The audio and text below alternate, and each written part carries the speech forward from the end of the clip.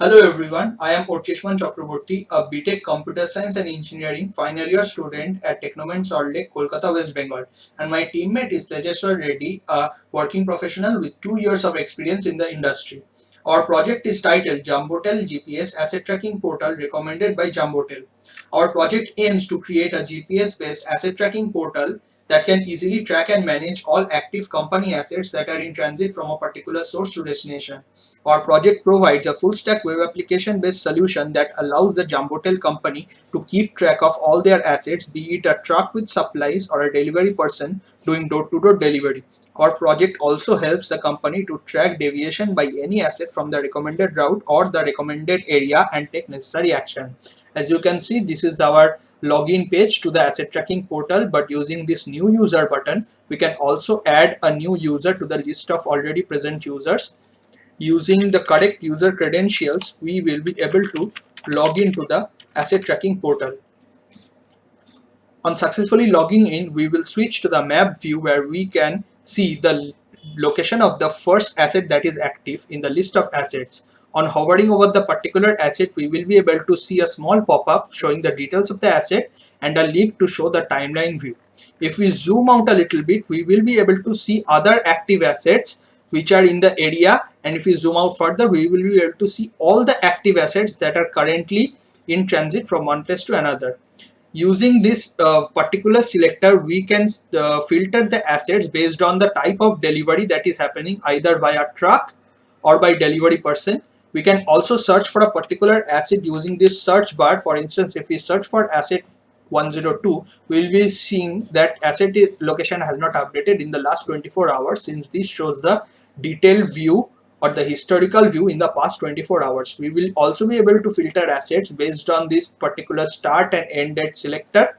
We can also limit the number of assets that we are able to view using this range slider from 1 to 100. For the detailed view of the asset, once we click on this timeline view, we will be able to see the detailed view of a particular asset. On zooming in, we will be able to see the asset route that is recommended in blue color, and we will be able to see the geofence that is already recommended for this asset by the particular user. If we try and update the location of, if we zoom in further, we will be further able to see all the locations that the asset has traversed through and the various timestamps in the various pop-ups. If we try and update the location of this asset using Postman, we will be able to see some error showing asset is off route and out of geofence, because this asset is off, but the current location of the asset that is updated is off route and out of the recommended geofence, as we can clearly see. We can also switch between the map view and the list view, in which it shows the list of all assets that are particularly active. Using this add asset button, we will be able to add a particular asset to the list of these active assets. And using this button, we will be able to log out from this particular user view. For this project, we have used the MERN stack with front end being in React style with Entity and Mapbox for the map services.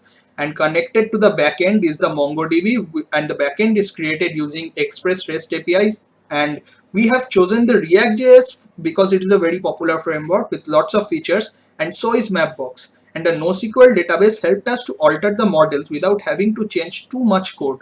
We made use of Mapbox and turf.js to implement the geofence and off-route detection and JWT for user authentication, which were the most difficult parts of this project. For live tracking of the assets, we used socket.io to implement WebSocket connections between client and server.